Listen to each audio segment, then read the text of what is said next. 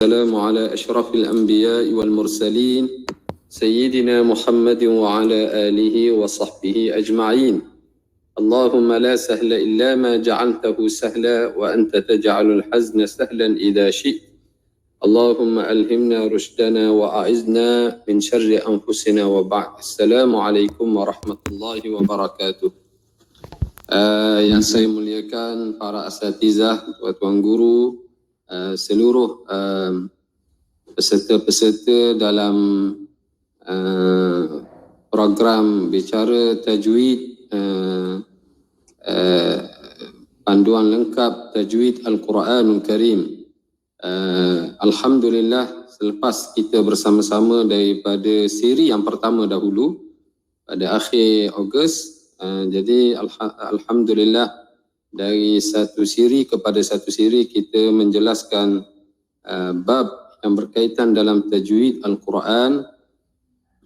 Jadi kita berada sekarang ini pada siri yang ke-6, siri yang terakhir, sebagaimana yang kita rancangkan. Jadi Alhamdulillah, syukur kehadrat Allah Subhanahu wa Ta'ala kerana pada kali ini dapat kita bersama-sama lagi untuk menyempurnakan pengajian kitab tajwid Al-Quran, panduan lengkap tajwid Al-Quran ini.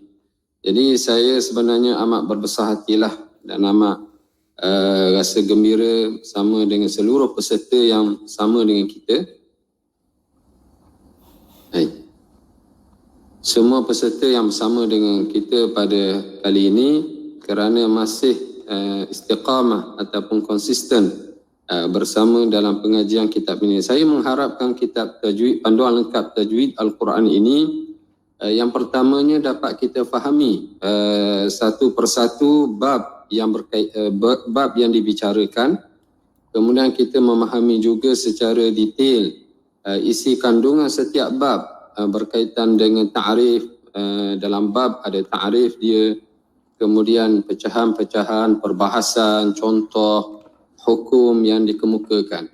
Jadi perkara ini amat pentinglah, dan sudah tentu perkara ini dia memerlukan kepada beberapa kali ulangan, beberapa kali perbincangan, dan sebaik-baik perbincangan untuk kita dapatkan kefahaman adalah perbincangan sesama dengan para asatizah. Okey, sebelum kita bawa ilmu ini kepada anak halaqah ataupun jamaah yang bersama dengan kita. Saya yakin di kalangan kita ada Quran, ada followers dan juga murid-murid yang telah di tempat masing-masing. Jadi alangkah baiknya jika pertama sekali kita memahami kehendak kitab ini dan kita cuba kongsilah, share bersama dengan mereka maklumat-maklumat berkaitan dengan hukum hakam tajwid, supaya kita ada dipanggil rujukan dan panduan dalam mengaji Al-Quranul Karim.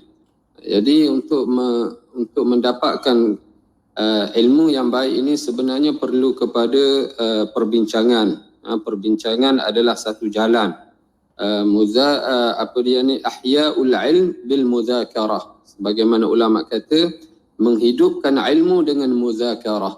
Jadi muzakarah itu amat penting. Sepatutnya kalau ada pihak-pihak yang menganjurkan muzakarah tajwid, bicara tajwid seumpama ini, ataupun halaqah tajwid, apa namalah tema-tema yang sesuai, tajuk-tajuk yang sesuai, yang boleh menjadi platform ataupun tempat untuk kita bertukar fikiran dan meminta pandangan ataupun meminta huraian berkaitan dengan hukum hakam tajwid ini. Sebab saya lihat walaupun ilmu tajwid ini setengah orang nampak dia ilmu yang statik, yang tidak berkembang dan bergerak sebagaimana ilmu fiqh yang ada isunya setiap hari. Tetapi ilmu tajwid sendiri pun ada sebenarnya beberapa benda yang masih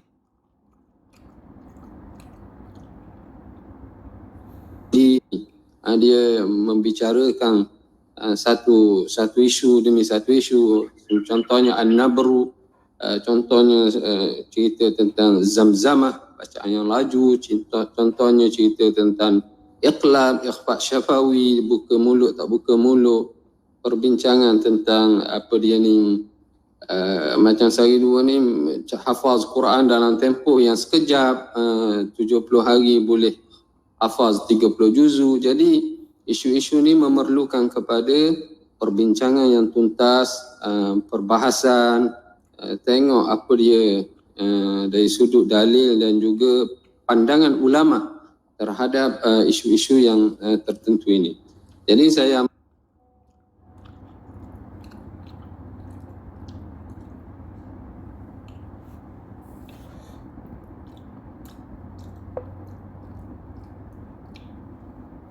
Syam dia mengadakan dari satu masa ke satu masa perbincangan perbahasan ini amat menariklah, dan saya yakin di mana-mana tempat ada mereka yang berautoriti dan mempunyai pengalaman dan juga ilmu yang cukup berkaitan dengan ilmu tajwid sebagai tempat rujuk kita. Okey. Pada kali ini, kali yang terakhir ini kita cuba membahas ataupun meneliti bab yang ke-12 berkaitan dengan hukum mad. Yang lepas kita dah bincang berkaitan dengan hukum nun sakinah, mim sakinah. Kesinambungan flow dia adalah bermula dengan makharijul huruf, sifatul huruf. Kemudian diikuti dengan tarqiq, tafkhim dan tarqiq. Kemudian diikuti dengan nun sakinah, mim sakinah. Ini flow yang dibuat oleh para ulama. Walaupun begitu, ada juga ulama membicarakan tentang nun sakinah dahulu, mim sakinah dahulu, kemudian pergi kepada isti'azah, basmalah tu dia letak kemudian. Tapi kita flowkan dia ataupun kita aturkan ilmu tajwid ini dengan alat pengucapan, kemudian asal usul huruf hijaiyah, kemudian basmalah, isti'azah, kemudian pergi kepada makharijul huruf, sifatul huruf, satu persatu. Itu flow yang kita kemukakan dalam buku panduan lengkap tajwid ini. Okey. Jadi setiap buku tu dia ada cara, metod tersendiri, kaedah penyusunan bab.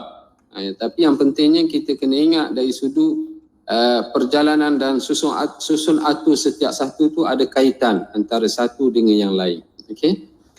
Selepas kita mengetahui tentang nun sakinah, mim sakinah, ada satu bab lagi sebelum bab hukum mad ini. Hukum mad ini bab dia panggil iltiqa, apa dia ni, mutaqariban, mutamathilan, mutajanisan, mutaqariban dan mutabaidan. Dua huruf yang sama makhraj dan sifat, dua huruf yang sama pada makhraj berlainan sifat, dua huruf yang berdekatan sifat dan makhraj dan sifat, dan dua huruf yang berjauhan. Jadi ini juga amat penting dalam mengenali hukum ini, untuk kita baca dengan tepat. Contohnya idrib bi'asakal hajar, kita akan kata mutamathilan, bab dengan huruf ba bersama dengan ba, satu sakinah, satu mutaharrikah. Satu sakinah maknanya tidak berbaris, mutaharrikah maknanya berbaris. Jadi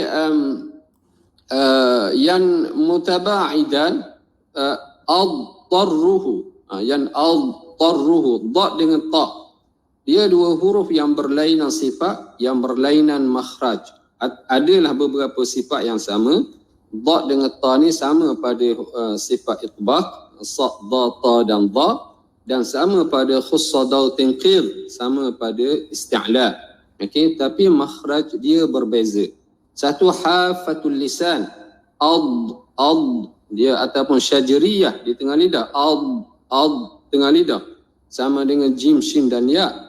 Satu lagi ta, dia di ta, dal dan ta, dia hujung lidah sama dengan pangkal gigi atas ataupun gusi gigi hadapan atas. Ta, dal dan ta, ta, ad, dengan ta, ta dan dengan dal, ad. Okey. Jadi dia berlainan. So dia tak boleh baca dengan idgham. Kesannya adalah pada idgham. Sebab ramai orang yang keliru tentang ini, dia ingat dha dengan ta satu makhraj ataupun satu sifat. Dan dia baca pun bunyi thumma attarruhu. Dia baca dengan idgham. Sedangkan di situ tidak ada kena, dia mutaba'idan, berjauhan pada makhraj, berjauhan pada sifat. So dia baca dengan izhar pada dha dan apa dia ni, thumma attarruhu. Thumma attarruhu. Dia tidak boleh apa dia ni diidghamkan dua dha ke dalam ta. Okey, yang itu perbahasannya ada dalam bab perjumpaan dua huruf, mutamathilan, mutajanisan, mutaqariban dan juga mutaba'idan. Okey. Selepas kita selesaikan tentang sebutan huruf keseluruhannya, kita berpindah kepada satu bab yang baru, bab yang ke-12, berkaitan dengan hukum mad, ahkamul mudud. Okey, ahkamul mudud. Kita bincang tentang mad.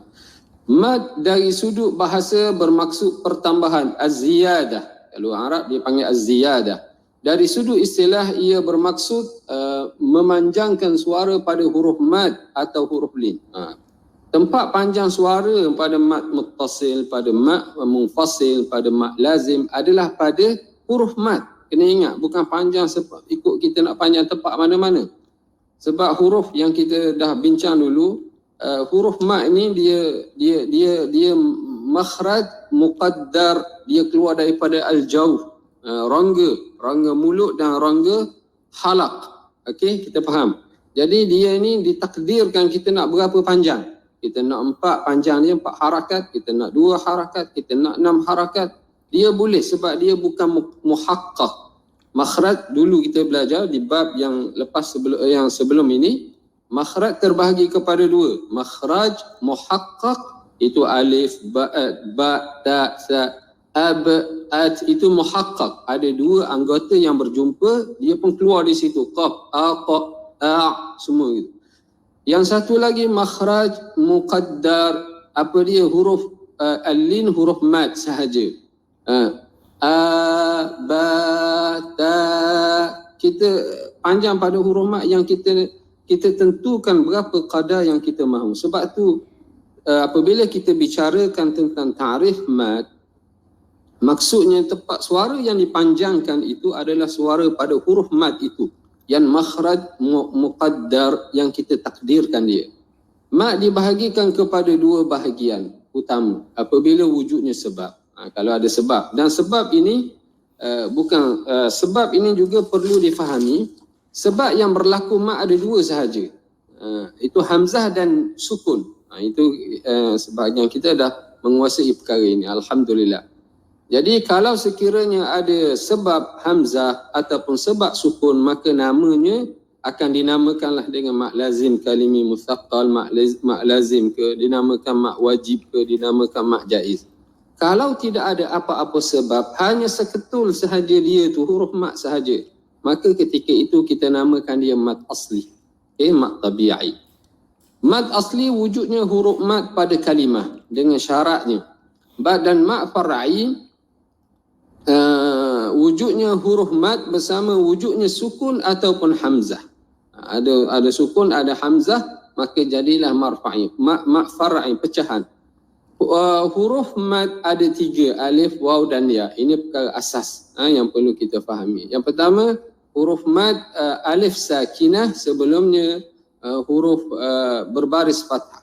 Sebelumnya berbaris fathah. Qala maliki. Yang kedua, waw sakinah, dan sebelumnya adalah huruf yang berbaris dhammah ataupun sebelumnya dhammah. Yu'minuna, waw tu, minuna, dhammah, nun huruf madmumah. Al-muflihun, waw dia sakinah. Okey, sebelumnya adalah madmumah. Ya sakinah sebelumnya huruf yang berbaris kasrah. Ar-rahim, al-mustaqim. Okey, mustaqim. Okey. Manakala bagi huruf lin ada 2 huruf sahaja, waw dan ya. kalau sekiranya waw dan ya sakinah sebelumnya berbaris di atas. Yaumi, khawf, okey, alaihim, an-naum, syai'un, itu semua adalah huruf lin yang mesti dibaca dengan lembut sebutan dia pada huruf lin ini. Muqaddimah Al-Jazari yang menyatakan wal maddu lazimun wa wajibun ata wa jaizun wa huwa wa qasrun thabata. Mad adalah memanjangkan suara pada huruf mad dan mad terbahagi kepada lazim, wajib, okey, dan jaiz wa jaizun, okey. Wa huwa wa qasrun thabata, mad dan qasar pada huruf mad adalah thabit dan berlaku. Maksudnya kalau huruf mad sahaja, okey, tanpa ada apa-apa sebab hamzah ataupun sakinah ataupun sukun, maka dia hanya baca dengan qasar sahaja. Qala maliki, dia baca dengan dua harakat sahaja. Apa makna mak asli? Mak asli juga dikenali sebagai mak tabi'i, semula jadi. Ia wujud pada salah satu daripada 3 huruf mad yang telah diperbincangkan di atas dan tidak didahului dengan huruf hamzah serta tidak wujud selepasnya huruf hamzah ataupun sukun. Sebab hamzah ini, kenapa kita kata tidak didahului dengan huruf hamzah ataupun di belakangnya ada huruf hamzah? Kerana huruf mad apabila sebelumnya ada huruf hamzah, dia panggil maddul badal. Adama. Kalau selepasnya ada huruf hamzah, dia dah panggil dia ni mak wajib. Kalau berada pula di 2 kalimah, dia dipanggil sebagai maddul munfasil. Jadi mad asli ini mad yang tidak ada hamzah di hadapan dan tidak ada hamzah di belakangnya. Maknanya tidak ada apa-apa sebab. Sebab tu okey. Sekarang ni saya nak fokus. Sebab dalam bab belajar mad ni ada 2 sahaja. Okey. Hamzah, sukun. Itu adalah sebab. Kita panggil sebab. Kalau kita kata mad asli tidak ada sebab, tidak ada apa-apa sebab, maksudnya tidak ada hamzah dan tidak ada sukun. Itu maksud dia. Okay? Nah, itu kena faham laras bahasa kita. Okay? Kemudian didahulukan huruf selain hamzah ini supaya kita lebih memahamilah. Satu carta yang menarik. Okay? Termasuk di dalam kategori mak asli beberapa jenis mak yang lain. Ini disebabkan beberapa perkara yang membolehkan ia menjadi mak tabi'i. Ulama qurra telah meletakkan pelbagai nama bagi jenis-jenis mad ini. Okey, pada hakikatnya kesemua mad-mad ini termasuk di dalam kategori mak tabi'i. Mak silah sughra ataupun mak silah saghirah, ia adalah huruf ha yang merupakan ganti nama dhamir yang ditambah ke dalam sesuatu kalimah yang berada di akhir satu kalimah. Hak ini, hak dhamir ini juga dikenali dengan mufrad muzakkar ghaib. Mufrad seorang, muzakkar lelaki, ghaib dia ni tidak ada. Ganti nama yang ketiga kita panggil. Ganti nama ni awak ganti nama pertama, dia ganti nama kedua, nya ganti nama ketiga. Jadi awak, dia dan nya tu yang siapa-siapalah, begitu, lelaki, ghaib. Ganti nama bagi seseorang lelaki yang diceritakan. Asal ha ini adalah berbaris di hadapan. Mir rabbihi wal mu'minun. Asal dia lahu, dia memang macam tu. Okay? Tapi ada sebab-sebab tertentu macam rabbihi sebelumnya bagi di bawah, dia dibaca dengan baris di bawah. Tapi asalnya adalah baris di hadapan. Indahu illa bi'idnih. Okay? Contohnya. Yang kedua, jadi baca dia dua harakat. Pasal dia ni kategori mad tabi'i, mad asli. Lahu ma fis samawati wa ma fil ard. Mir rabbihi wal mu'minun. Okay? Mad tamkin yang kedua. Mad tamkin ini berlaku dalam 3 bentuk seperti berikut. Ini mad tamkin ni walaupun kita kurang didedahkan ataupun kurang mengetahui, tapi dia masih kategori mad asli. Apa mad tamkin? Berlaku 2 huruf ya. Fi Yusuf. Tujuan mad tamkin ini adalah untuk mengukuhkan ataupun untuk menjelaskan sebutan ya. Sebab apabila 2 huruf yang sama ni berada berhampiran, biasanya orang baca akan tenggelam satu huruf. Fi Yusuf, seolah-olah satu ya saja disebut. Sebab tu fi Yusuf, kita jelaskan huruf ya yang pertama, yang sakinah itu sebelum menyebut ya pada kalimah berikutnya yang berbaris dhammah, supaya tidak berlaku fi Yusuf. Kalau baca fi Yusuf seolah-olah ya pertama tidak ada. Macam ke fa, ya, waw, sin dan fa, begitu. Itu satu sebutan yang salah. Sebab prinsip dan kaedahnya setiap huruf dalam Quran mesti dijelaskan walaupun huruf tersebut adalah sakinah mati. Dan tidak berbaris. Hatta min qabl, dua-dua ba lam itu semuanya kena sebut. Fil ardi, jangan berhenti dengan ra. Fil ard, dia berhenti dengan ra saja, da tak bunyi, salah. Jadi ini peranan guru dalam talaqi Quran itu, kita memastikan pelajar kita menyebut dan membaca huruf-huruf yang di akhir ayat itu dengan sempurna.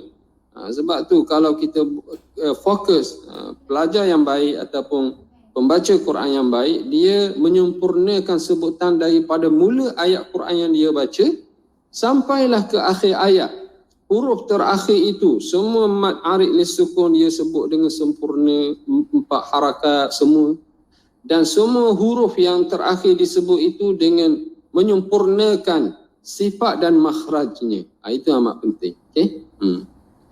Bacaannya tidak diidghamkan kedua-dua ya ataupun membuang salah satu. Fi Yusuf tak boleh. Fi Yusuf tak boleh.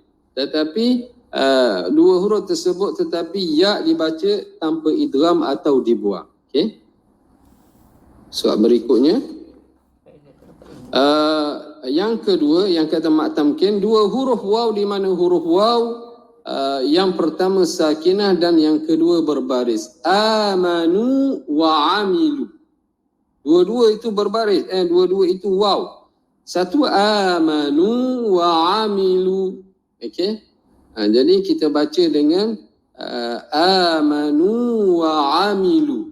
Dia kena tekankan sedikit lah, bukan tekan istilah seperti qalqalah ke apa, bukan, tapi untuk menjelaskan sebutan waw sahaja. Okey, untuk tidak berlaku kita idgham, amanu wa amilu, idgham, ataupun tidak berlaku hazaf, buang waw yang pertama, amanu wa amilu. Dia baca macam itu.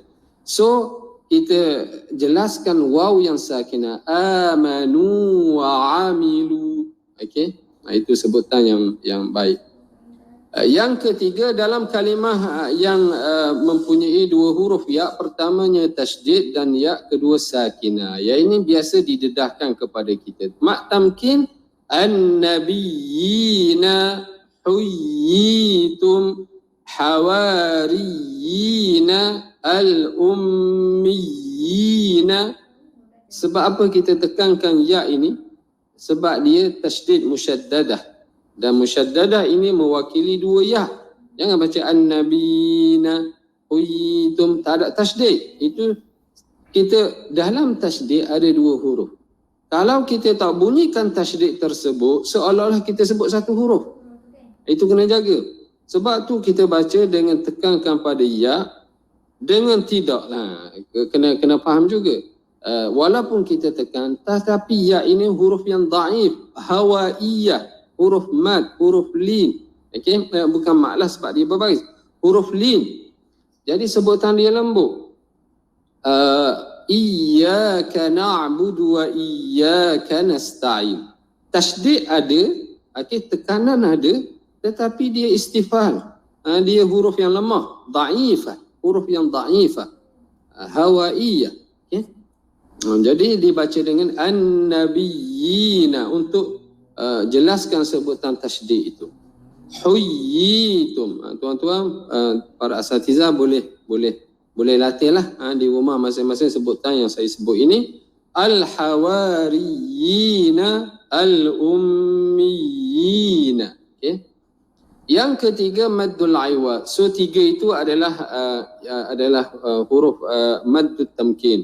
Ya sama ya, dia ni ya sama ya, waw sama waw dan ya yang bertasydid. Itu tiga surah bentuk jenis huruf mad tamkin.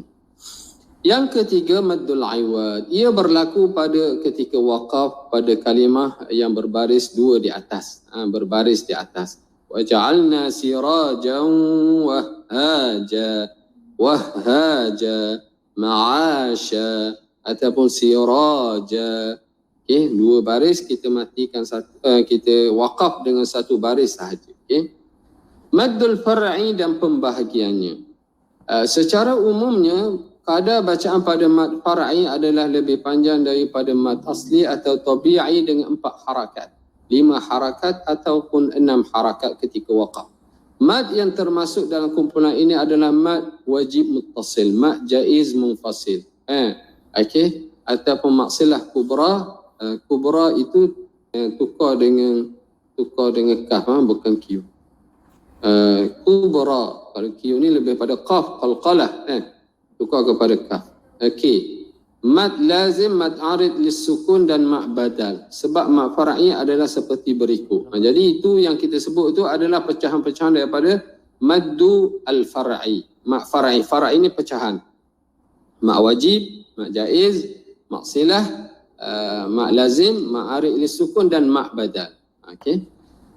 Pertama sebab lafzi, sebab apa yang berlaku mad ni, dia ada beberapa sebab lafzi, iaitu yang mengubah panjang mad tabi'i lebih daripada 2 harakat.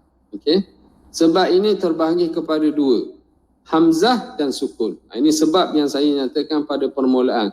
So sebab-sebab ni kita kena faham sebab yang diistilahkan di sini, digunakan di sini adalah istilah dalam bab ilmu tajwid yang merujuk kepada 2 benda, hamzah dengan sukun. Itu makna sebab. Okey, faham situ dulu. Okey. Yang kedua, sebab maknawi bertujuan untuk berlebih-lebihan atau bersungguhan di dalam penafian. Itu sebab maknawi. Contohnya di dalam surah Al-Anbiya, la ilaha illa anta subhanak. Berlebih-lebihan di dalam menafikan la ilaha illa anta. Jadi dia ini sebab maknawi. Dari sudut maknanya kita menafikan tidak ada Tuhan kecuali kamu, maha suci kamu wahai Allah. Itu maksud sebab maknawi. Jadi sebab lafzi tadi ada 2, hamzah dengan ya. Okey, hamzah dengan sukun. Hamzah dengan sukun. Okey. Berdasar kepada sebab yang dinyatakan, maknanya apa? Sebab di sini bukan sebab Melayu lagi ni. Berdasar kepada sebab tajwid tadilah, hamzah dengan sukun tadi, yang dinyatakan hukum mad far'i terbahagi kepada 3. Jadi pecahan dia ada 3. Wajib, khas kepada maddul muttasil, wajib memanjangkan. Sebab semua qurra jumpa mad wajib ni dia panjang, dinamakan wajib di situ. Lebih daripada mad tabi'i. Semua qurra begitu. Yang kedua, harus. Hukum ini khas kepada maddul munfasil, maddul arid lis-sukun dan mad al-badal. Ada 3. 3 ni dia boleh baca dengan qasah, tawassuk dan isba'. Mad badal tu khususnya kepada warshun, Imam Warsh. Adapun kita masih kekal dengan mad tabi'i. Kita macam mad tabi'i ataupun mad asli. Yang kita baca adama qasah sahaja. Tapi warshun dia baca ada 2, ada 4 dan ada 6. Adama dan adama. Walalakhiratu. Dan ada baca lagi dengan isba' walalakhiratu khairul laka minalula. Dia ada itu hukum dalam mad, dalam bacaan warshun. Okey. Lazim, hukum ini khas bagi mad lazim sahaja. Okey, iaitu mad ini melazimi panjangnya sepanjang 6 harakat di dalam semua keadaan. Mad lazim tidak ada, kalau istilah saya kompromilah, tidak ada tawar-menawar, tidak ada kurang lebih. Dia tetap konsisten 6 harakat.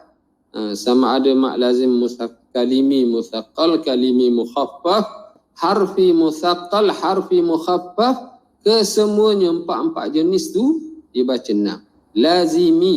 Itu istilah lazim dalam ilmu tajwid ni, dia mak lazim, waqaf lazim ke, dia power sikit. Kena ada perhatian sikit. Walaupun dia tak sebut, kalau bab fiqh wajib fardu tu nampak hebat lah kan. Maknanya wajib, tak ada kompromi lah tu. Tak ada nak jadi sunat ke apa ke, tak nak buat ke, tak boleh sebab dia wajib fardu. Tapi dalam bab tajwid ni dia guna lazim. Istilah ni amat kuat dalam ilmu tajwid. Okay? Pecahan hukum mad far'i, wajib, harus dan lazim. Itu ada 3, kita buat pembagian. Okay, kita terus masuk kepada mad wajib muttasil. Mad wajib muttasil ini alif, waw dan ya, terdapat sebab selepasnya itu huruf hamzah dalam satu kalimah. Ini adalah istilah mad wajib muttasil. Innamas sadaqatu lil fuqara'i. Lil fuqara'i. Okey. Baris di atas kalau alif, selepas dia hamzah ataupun baris dia di bawah, selepasnya ya, kemudian lepas ni mesti ada hamzah, baris hadapan kalau huruf waw, selepasnya huruf hamzah. Jadi dibaca dengan okey, kita tengok apa kata dia ni. Matan muqaddimah jazariyah, wa wajibun in jaa qabla hamzatin muttasilan in jumi'a bi kilmatin. Ini amat menariklah. Saya sebenarnya suka dengan matan jazariyah ni sebab dia asas. Kalau kita got sifil lah, nak belajar matematik, tambah belajar atas-atas lebih lagi tentang accountant ke apa semua ke, sifil mesti kena ingat. 6 kali 6 36, 6 kali 5 30. Kena ingat benda tu. Jadi dalam tajwid ni nak kalau orang yang pernah belajar secara tradisional sikit, sama ada di Mesir, di Madinah, dia akan matan muqaddimah jazariyah ni sebagai asas dia. Dia macam sifir dia lah, selalu kena baca. Wa wajibun in jaa qabla hamzatin muttasilan in jumi'a bi kilmatin. Cantik. Mak wajib ialah jika selepas huruf mat terdapat huruf hamzah bersambung, muttasilan, sambung. Muttasilan tu makna bersambung. In jumi'a, dua-dua tu huruf mat dengan hamzah bi kilmatin, satu kalimah. Dalam satu kalimah ada huruf mat. Sebelumnya bagi di atas, selepasnya ada berkumpul huruf mat, selepasnya hamzah, huruf hamzah. In jumi'a bi kilmatin. Cukup syarat dia adalah maddul wajib al-muttasil. Sebab penamaan ini dengan muttasil kerana huruf hamzah dengan huruf mad alif waw ya itu dalam kalimah yang sama. Sebab penamaan wajib kerana wajib memanjangkannya lebih daripada kadar mad asli dengan kadar 4 atau 5 harakat. Terdapat asar, baca malak tu, jangan baca atar ke atau ke minyak atau ke, bukan. Asar. TH tu makna sa, asar. Yang asar ni benda yang ma warad an as-sahabah. Asar ni dia lebih luas daripada hadis. Hadis tu khusus untuk Rasulullah. Asar ni untuk sahabat, untuk dia yang dinasabkan kepada generasi sahabat dan juga Rasulullah. Dalam itu pun asar, hadis pun disebut asar, dia umum, sebutan kalimah yang umum. Terdapat asar maknanya hujah dalil ataupun yang terdapat daripada Abdullah bin Mas'ud radhiyallahu anhu. RA dalam buku ini kita guna untuk radhiyallahu anhu, bukan ra. Jangan baca-baca ra pula. RA ini makna radhiyallahu anhu. Mengajar Al-Quran kepada seorang lelaki. Lelaki tersebut membaca innamas sadaqatu lil fuqara'i wal masakin tanpa mat, makna baca pendek. Lalu Ibnu Mas'ud radhiyallahu anhu berkata, bukan cara ini Rasulullah sallallahu alaihi wasallam mengajar aku membacanya. Lelaki tersebut bertanya, bagaimanakah Rasulullah sallallahu alaihi wasallam mengajar kamu membacanya wahai Aba Abdurrahman? Wahai Aba Abdurrahman.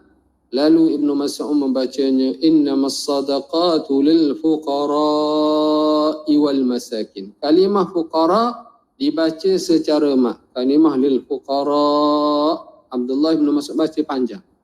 Maknanya jelas, ringkas ceritanya, lelaki ni baca pendek pada fuqara, sedangkan itu maddul wajib. Masa tu tak ada lagi penamaan mak wajib. Bukan Abdullah bin Mas'ud kata tu mak wajib tu baca panjang, bukan gitu, dia tak kata begitu pun. Tapi dia terima daripada Rasulullah tempat tu baca dengan panjang. Sebab Quran ni talaki kan. Abdullah bin Mas'ud dia talaki direct daripada mulut Rasulullah lebih daripada 80 surah. Sebab tu Abdullah bin Mas'ud ni orang yang berautoriti, dan Rasulullah kata khudul Quran min arba'ah, ambillah Quran daripada 4 orang. Mula-mula disebut adalah Abdullah bin Mas'ud. Sebab tu Abdullah bin Amr ibn Al-As dia kata, wallahi demi Allah, aku amat sayang kepada dia ini. Sebab apa? Sebab Rasulullah mulakan sebutan nama dia. Belajar Quran sebut. Belajarlah dengan Abdullah bin Mas'ud. Sebut nama dia, baru sebut Ubay bin Ka'ab, Salim Maula, Muaz bin Jabal, 4 orang tu. Baru sebut orang lain. Dia sebut Abdullah bin Mas'ud dahulu. Jadi kita kena faham autoriti, kekuatan dan kekuatan yang Abdullah bin Mas'ud ini dari sudut dhabit dia, kekuatan pengajaran dia dan pembelajaran dia pengajaran dia pun, apabila dia bagi teguran sebegini, bermaksud benda ini benda yang betul. Benda yang dia ambil daripada Rasulullah sallallahu alaihi wasallam. Okey. Kadar bacaan mak muttasil ialah 4 atau 5 harakat. Sama ada ketika wasal atau waqaf. Okey, namun begitu menurut Syekh Al-Mirsafi, Abdul Fattah Al-Mirsafi, di dalam kitabnya Hidayah Al-Qari, kadar ataupun kadar 4 harakat adalah diutamakan dalam bacaan. Selain itu diharuskan wajah ketiga wajah ketiga ketika waqaf, itu 6 harakat. Okey, antara 4 dan 5, 4 harakat diutamakan. Ini amat penting. Tuan-tuan, puan-puan boleh highlight lah tempat itu. Dalam membaca Quran pada maddul muttasil ini kita utamakan 4 harakat. Ulaika ala hudam mir rabbihim wa ulaika humul muflihun. Kita utamakan 4 harakat dulu. Pembahagian mad wajib muttasil yang hamzahnya berada di hujung kalimah kepada 3 bahagian. Okay, yang pertama was-samaa'a banainaha bi'aidin wa inna lamuslimun, yang baris di atas. Okay, dibaca ketika wakaf pada kalimah itu 3 wajahlah, harakah 4 harakat, 5 harakat dan 6 harakat kalau kita wakaf. Kalau dia baris di bawah was-samaa'i wa ma banaha, boleh baca dengan 4 harakat. Sukun al-mahdhi maksudnya sukun sahaja. Sukun semata-mata sukun. Was-sama'. Okey, itu sukun mahdhi. 5 harakat bersama sukun mahdhi. Was-sama', dia baca dengan sukun mahdhi. Lepas tu 4 harakat bersama dengan ar-raum. Apa makna raum? Sebut 1/3 kalimah. Was-samai. Ada sikit aja. Okey. Lepas tu 5 harakat bersama ar-raum. Was-samai. Bunyi sikit aja. Kemudian 6 harakat sukun mahdhi. Jadi raum ini dia tidak ada pada fathah macam tadi. Dia ada pada kasrah sahaja, kena ingat. Ini isu ni ataupun perkara ini kena faham elok. Dia adalah khilaf al-jaiz dalam ilmu tajwid. Dalam ilmu tajwid dia ada khilaf al-wajib. Khilaf maknanya perbezaan-perbezaan pendapat yang wajib yang disepakati. Ada khilaf al-jaiz. Khilaf jaiz ini khilaf macam ni lah. Khilaf yang kalau sukun, kalau waqaf dengan sukun mahdhi itu khilaf wajib. Ataupun perkara pendapat yang kita amalkan. Kemudian kalaulah kita nak amalkan benda, diizinkan, bukan kalaulah, diizinkan juga kita baca dengan 4 harakat bersama raum, 5 harakat bersama raum, 6 harakat, itu semua dia jaiz. Makna dia ni pendapat-pendapat yang harus, bukan wajib kita amalkan. Jangan kita amal. Sebab tu benda ni dalam talaqi dalam talaqi kita ambil satu saja. Kita ambil satu saja baca depan syekh kita. Kita tak baca semua benda ni sampai tepat ni 5 wajah kita baca. Tak ada orang baca gitu. Dia baca satu saja. Tok syekh pun tak nak dengar dah baca kita. Yang penting kita faham.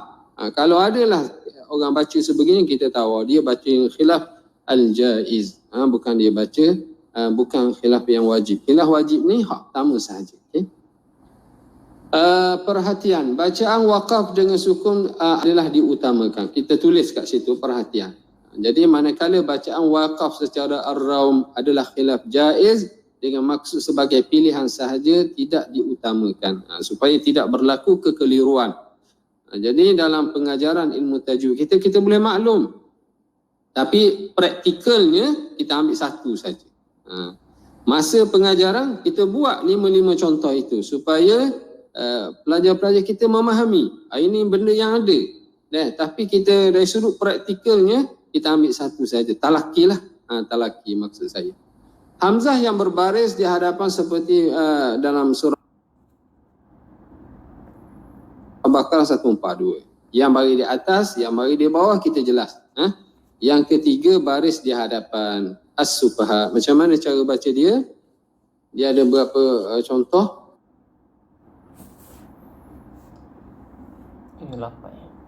Dia boleh besar rumah ni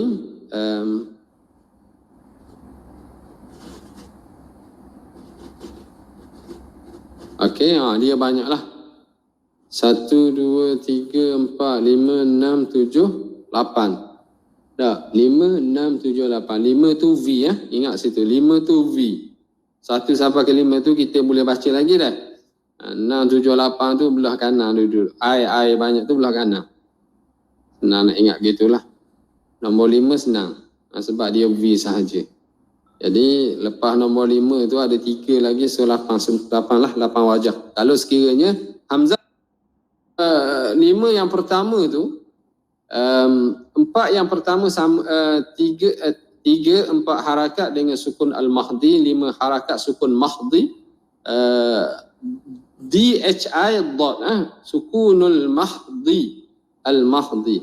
Yang ketiga 6 harakat bersama sukun al-mahdi. Yang keempat 4 harakat bersama ismam. Apa makna ismam? Ismam muncul dua bibir. Dengan muncul 2 bibir saja. Sayaqulus sufaha. Dia muncul 2 bibir. Lepas tu 5 harakat bersama isman. As-sufaha.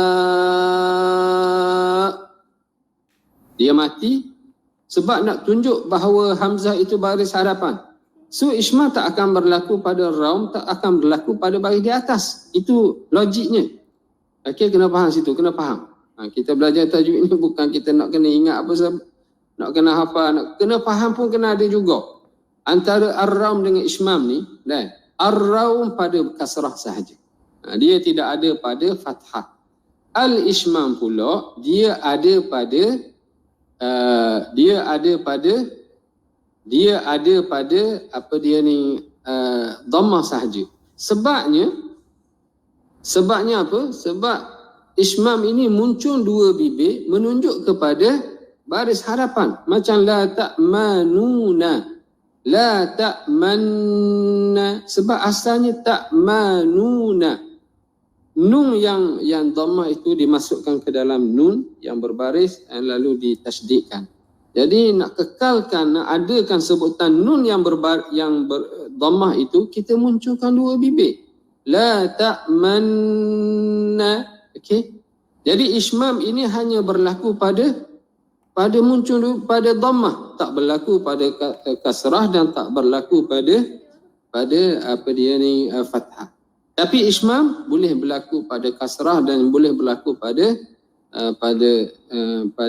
dhammah sebab dia hanya menyebut 1/3 baris sahaja.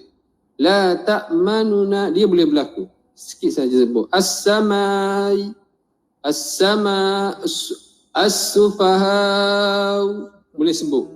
Okey, boleh nyatakan begitu. Jadi 4, 5 dan 6 pada ismam. Yang pertama 4, 5 dan 6 pada sukun mahdi. 4, 5 dan 6 bersama dengan ishmam. 6 lepas tu 4 dan 5 harakat bersama dengan ar-raum. Habis. Jadi ar-raum pun ada. So 3, 3, 2. Kita panggil dah 3, 3, 2. 3 yang pertama sukun mahdi, 4, 5 dan 6 sukun mahdi. 3 yang kedua 4, 5 dan 6 sama dengan ishmam. Kemudian 2 yang terakhir 4, 5 dengan ar-raum. Bacaan waqaf dengan sukun adalah diutamakan. Samalah. Itu yang paling aula muqaddam fil adad, yang itu. Yang pertama tu sekali. Manakala bacaan waqaf secara ar-raum dan al-ishmam adalah khilaf jaiz dengan maksud sebagai pilihan sahaja, tidak diutamakan. Okey, habis di sini bab hukum maddu al-muttasil. Kita pergi kepada mak jaiz al-munfasil. Mak jaiz al-munfasil ialah apabila terdapat huruf mad alif waw ya di akhir kalimah dan terdapat hamzah sebab hamzah berada di permulaan kalimah berikutnya. Contohnya bima unzila fi adhanihim kanu anfusahum. Jadi 3 ini kita buat contoh pada alif, pada ya dan juga pada waw. Lengkaplah. Apa kata Syekh Ibnul Jazari? Wa jaizun idza ata munfasila aw arada as-sukun waqfan musjala. Wa jaizun idza ata munfasila aw arada as-sukun waqfan musjala. Yang tadi muttasilan in jumi'a bi kilmatin. Yang tadi wa wajibun in jaa qabla hamzatin muttasilan in jumi'a bi kilmatin. Yang tadi, yang wajib. Wajib muttasilan in jumi'a bi kilmatin. Huruf mad dengan huruf mad dengan hamzah muttasil pada satu kalimah. Iza ata mufasila, dia sambung. B ni ngangkat ni dia berada selepas daripada B pada mak wajib. Iza ata munfasila, kalau dia datang secara berpisah. Pisah tu kita cerita dah tadi. Alif, waw dan ya akhir kalimah pertama. Waw hamzah di awal kalimah berikutnya. Iza ata munfasila aw arada as-sukun waqfan musjala. Apabila huruf mad dan huruf hamzah berpisah di dua kalimah dengan maksud huruf mad di akhir kalimah dan huruf hamzah di permulaan kalimah berikutnya, seperti qu anfusakum ma unzila, ma'arid itu ma'arif pula. Itu adalah maddu al-jaiz al-munfasil. Aw arada as-sukun wa musjala itu adalah maddul arid. Nanti kita bincang dah. Dinamakan ma ini dengan munfasil kerana perpisahan antara huruf ma alif waw ya dengan huruf hamzah di dua kalimah. Sebab penamaannya dengan jaiz pula ialah kerana qurra telah berselisih pandangan dalam kadar bacaan. Bacaannya sama ada dengan mad atau qasar, dua harakat. Kerana itulah maka harus bacaannya dengan kadar 4 atau 5 harakat melalui Asy-Syatibiyah. Juga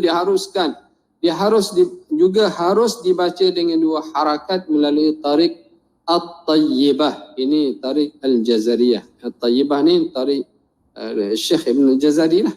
Tayyibah, dia ada kitab Tayyibatun Nasyar. Syekh Abdul Fattah Al-Marsafi membahagikan maddul munfasil kepada 2 bahagian. 2 bahagian. Yang pertama, sekejap lagi saya nak habis sikit lagi, nanti kita berhenti pada 10-5 minit insya-Allah. Al-infisal al-hakiki ialah apabila huruf mad alif waw ya berada di akhir kalimah dan hamzah pula di awal kalimah berikutnya secara infisal dari sudut rasam tulisan. Seperti dalam surah Baqarah, bima unzila wa ma unzila, ada 2 maddul munfasil pada ayat ini. Ini dia panggil infisal hakiki. Okey. Satu lagi dia panggil infisal hukmi. Apabila huruf mad alif waw ya bersambung dengan hamzah dari sudut tulisan, tetapi perpisahan dari sudut hukum. Seperti dari sudut tulisan sambung kita tengok. Macam ya ayyuha, tapi hukum dia lain. Sebab apa? Ya ayyuha ni, kalau kita tengok ya ayyuha, asal dia tulisan ya alif, kemudian hamzah ya ha gitu. Ya satu kalimah, ayyuha satu kalimah. Ya satu kalimah, ayyuha satu kalimah. Tapi kat sini ya ayyuha, cuba tuan-tuan tengok elok-elok. Ya pada kalimah ya itu, kat situ ada alifun saghir, dan atas alif tu ada hamzah. Seolah-olah satu kalimah. Jadi kat sini ramai orang biasalah, beginner, orang yang permulaan nak belajar tajwid ini, dia kata macam mana ya ayyuha baca dengan qasar, bagi orang baca qasar lah. Sebab dia tengok dalam satu kalimah ya ayyuha kena baca tawassut, dia kata ini mak wajib ni. Sebab dia satu kalimah. Bukan. Asal dia ya alif, ayyuha itu adalah kalimah yang kedua.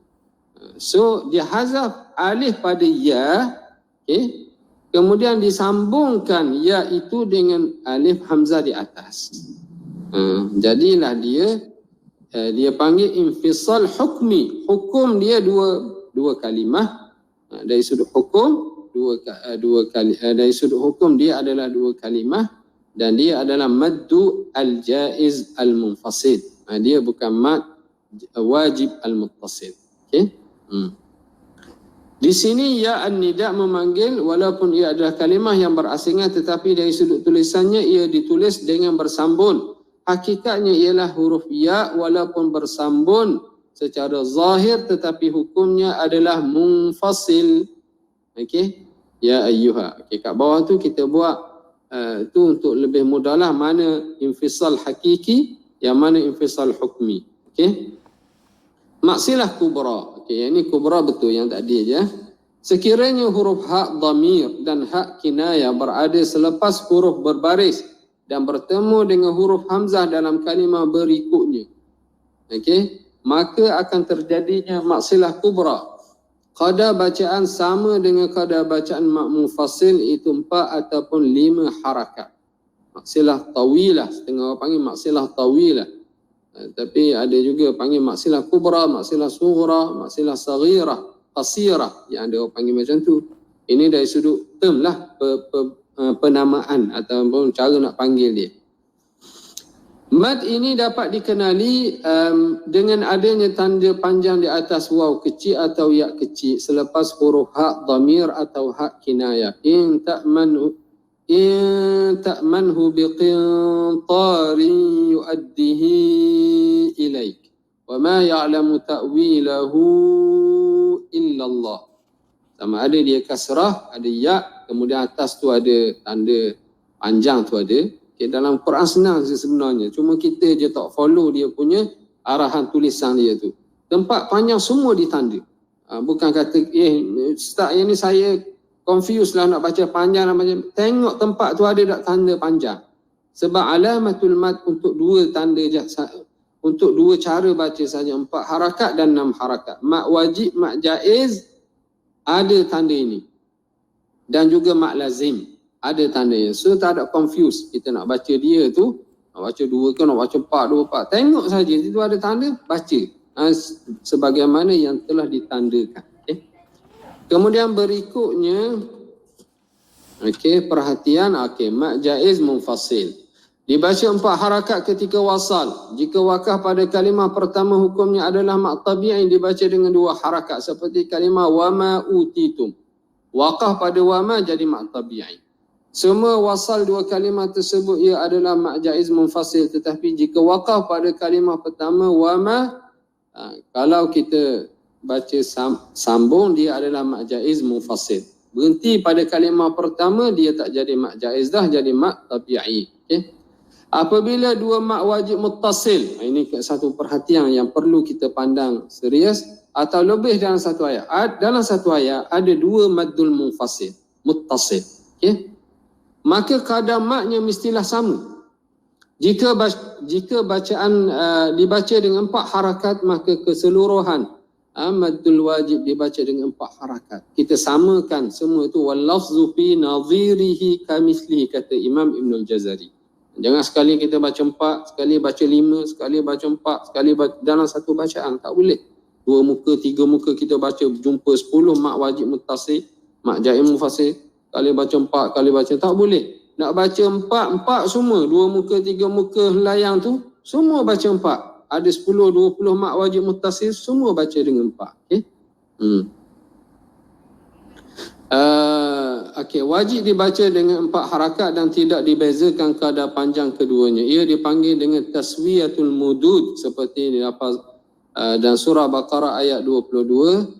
Alladzi ja'ala lakumul arda firasyan was samaa'a bina'an wa anzala minas samaa'i ma'an fa akhraja bihi, hingga akhir, semua macam 4. Perkara yang sama pada maddul jaiz mufassal. Jika berada dalam satu ayat 2 atau lebih, maka ia dibaca dengan qadar yang sama seperti di ayat 47 surah An-Nisa. Ya ayyuhalladzina utul kitaba aminu bima nazzalna musaddiqan lima ma'akum. Mana lagi?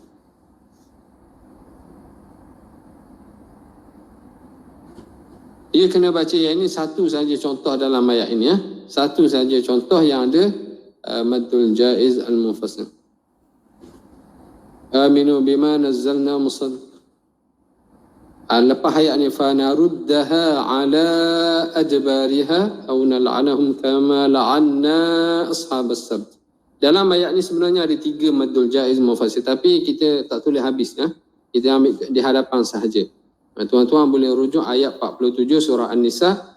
Ya ayyuhalladzina utul kitaba aminu bima nazzalna musaddiqan lima ma'akum min qabli an natmisa wujuha fanaruddaha ala adbariha aw nal'anahum kama la'anna ashabas sabt.